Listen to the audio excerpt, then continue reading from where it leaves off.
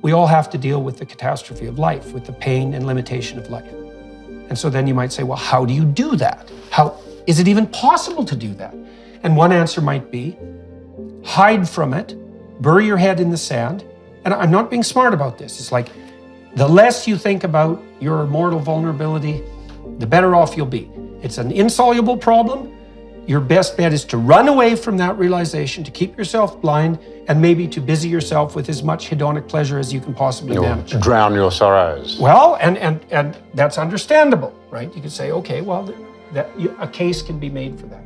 But it's not a very psychologically astute case, because one of the things that psychologists have figured out in the last 100 years is that if you want to stabilize people psychologically, and if you want to imbue them with courage, then what you do is you help them expose themselves voluntarily to the things they're afraid of that they're avoiding. It's a very powerful technique. That's exposure therapy. And what exposure therapy seems to do is to make people braver.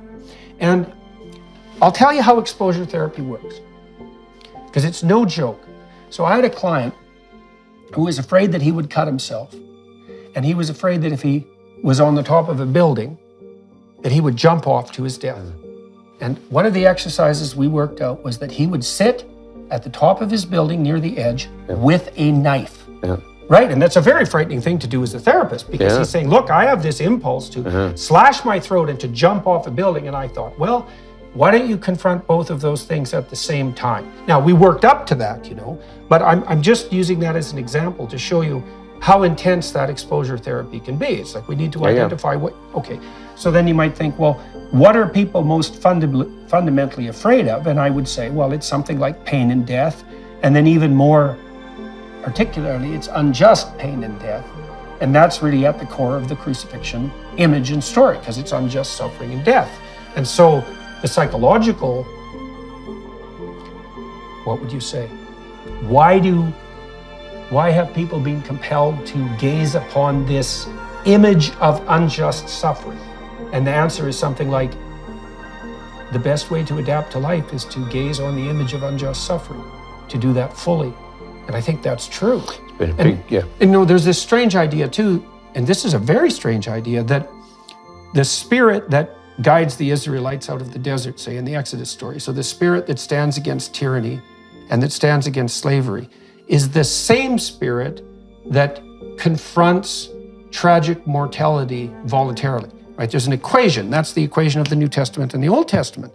And I also think that's likely true, that the pattern that calls to us from within to object to tyranny and slavery is the same pattern that enables us to have the courage to look upon our own mortality, like forthrightly. And I would say that has to be that way to some degree, because imagine you want to stand up to a tyrant. Well, you could put your life at risk to do that, right? I mean, if you're going to speak truth to power, to use that terrible cliche, you're going to have to face the fact that you might be hurt and even killed in doing so. And so how can it be different to face the inevitability of your own mortality for a moral cause and stand up to a tyrant? Those have to be the same thing. And so I would say it's time for all of us to learn that these axiomatic presuppositions, like the idea that part of what gives us intrinsic value is the fact that we're reflections of the Word made flesh, that actually turns out to be true. It's not just it's true in the deepest possible sense. And if we abandon that, which is what we're doing, we're not going to eradicate tyranny, we're going to fall prey to it. It's something like adopting a form of metaphysical courage that's transcendent, right? Because let's say you have to take on the suffering of your own life forthrightly, and to the degree that you're able to do that, you'll be able to maintain your moral compass despite your suffering and maybe work to ameliorate it. And in order to do that, you have to adopt a particular pattern of being. And that pattern of being isn't just unique to you. Like, you have to manifest it in your own life, but the pattern is universal and it's divine and sacred for exactly that reason. And the pattern is something like forthright confrontation with those things that terrify you. So there's a story, this is very cool, and some people have heard me talk about this before, and maybe we can close with this. Here's something that I've been chewing on that's quite the miracle, and I don't know how else to really explain it. So when the Israelites are lost in the desert, they start to become fractious and idol worshiping. And so they fall prey to ideological possession, fundamentally. They lose faith in the spirit that brought them out of tyranny. And no wonder, because they're in the desert. It's like they're not having a good time. So it's no wonder they get faithless. But what happens when they get faithless is that God sends poisonous snakes in to bite them. And you might think, well, that doesn't reflect very well on God. And that's one of the interesting things about the Bible, is that there are plenty of stories that have that strange paradoxical twist. It doesn't matter. The story really means that just because you're lost doesn't mean there isn't something stupid you can do to make it worse. And faithlessness will certainly make it worse. And so God sends in these poisonous snakes, and the Israelites are getting bitten pretty good. And so they go to Moses and they say, look, we're sorry that we're so faithless and useless and fractious and divided, but the snakes are getting a bit much, so maybe you could go have a chat with God and get him to call them off.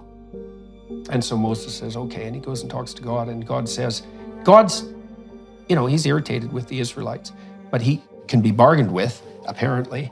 And Moses makes the case for the Israelites. He said they've been punished enough. And God, what should happen, or what could happen, is that God just gets rid of the snakes, because he sent them to begin with. He can just chase them away. But that isn't what happens. And this is very strange. And I defy anyone to come up with a simple explanation for this, because it's really something uncanny. So what God tells Moses to do is to make a bronze stake, a staff, which is like the staff of Moses, and it's like the tree of life. That's another way of thinking about it, or the tree of the knowledge of good and evil. To make a staff out of bronze, and then to cast a serpent in bronze, and to put the serpent on the staff, and then to have the Israelites come and look at the serpent. And if they look at the serpent, then the poison will no longer destroy them. So he doesn't get rid of the poison. He doesn't get rid of the snakes. What he does instead is he gets the Israelites to gaze upon that which poisons them. And the consequence of that is that they'll be strengthened. And that's this. Now, the cool twist on this is that that's what Christ says about himself. Like thousands of years later, he says, unless his image is lifted up the same way the serpent's image was lifted up in the desert, that there's no possibility of redemption. Now, that's a very weird juxtaposition of ideas, right? Because you think, well, what the hell's going on in the desert, and what's up with the bronze snake? That's a mystery in and of itself, which I think is associated with the necessity of facing that which can bite you, right? To pay attention to it, to adopt a stance of challenge in relationship to it. It's a very deep idea, but then to make the case that that's analogous in some sense to the crucifix, that's an unbelievably sophisticated psychological move. Because you might say, well, what's the sum total of all snakes? And I think you can make a very straightforward and compelling psychological case that there's no confrontation that's more ridden with snakes than the confrontation that's laid out in the story of the Passion. It's a limit story. So it takes all possible snakes into account: betrayal, death at the hands of the mob, innocent suffering, like you name it. It's part of the suffering in that story. So it takes that snake and it makes it into a meta snake, and it says, well, it's one thing to look at just a snake and to get braver as a consequence, but you should instead look at the mother of all snakes and get as brave as that could possibly make you. Partly what happens if you do look very deeply into the suffering that characterizes your life is that one of the things that will happen is that you will start to understand the role you play in that suffering. Yeah. Right? And like life seems to have an arbitrary element, and there's plenty of sick children who don't seem to deserve it morally, let's say. But when you look very hard at your own suffering and you contemplate it, the probability that you're going to see some causal role that you've played is pretty high. And then you have the option then of not doing that anymore. And that's something like confession and redemption. And that's something like also following this divine pattern, right? Is to stop doing those things that are dooming you to unnecessary suffering. And one of the things I've wondered about for a long time is that if you stop doing everything that you could that was off target, even by your own criteria, if you stop doing all of that, how much suffering would be alleviated? Not only for you, right, but for the people around you. And Most the answer of to it. that, well, that's, not all of it, but most of it. Well, yeah, and an indefinite amount of it, right? Because it also seems like that's a sort of struggle without end, is that you can get better and better at it. And you can get more productive, and you can get more generous, and you can get better at staving off suffering, and you can get more helpful to other people and to yourself. And we don't know what the upper end of that is.